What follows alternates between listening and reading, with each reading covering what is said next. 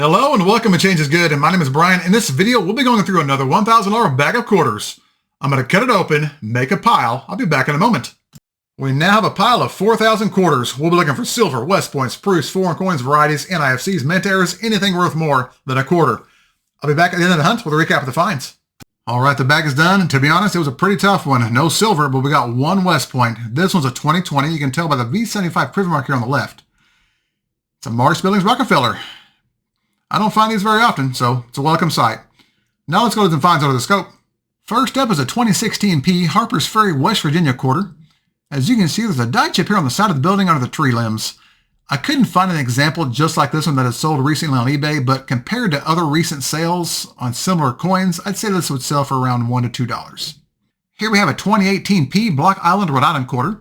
As you can see, there's a die chip here on the top of the bird's back. Coins like this have been selling for between $1 and $3 on eBay. Here we have a 2008 D Alaska State quarter.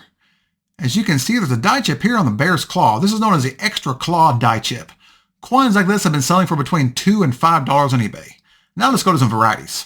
Here we have a 2013 P Fort McHenry, Maryland quarter.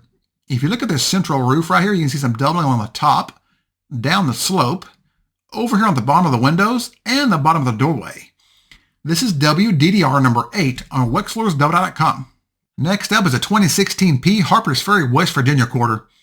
If you look here in those central windows, you can see some doubling on the bottom of them right here. This is one of over 160 DDRs you can find on wexlersw.com. Last up is a 2015 P Bombay Hook, Delaware quarter. If you look here in the central grass, you can see some doubling on the bottom of it right here. This is one of many different varieties you can find on wexlersw.com or Variety Vista. All right, let's do a recap of the hunt.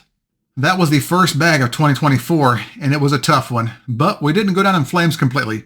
We did score one West Point, which is the find of the hunt, and a few decent minor mint errors and varieties. Despite the lack of finds, I hope you enjoyed this video. If you did, you all know the routine. Hit that thumbs up and subscribe.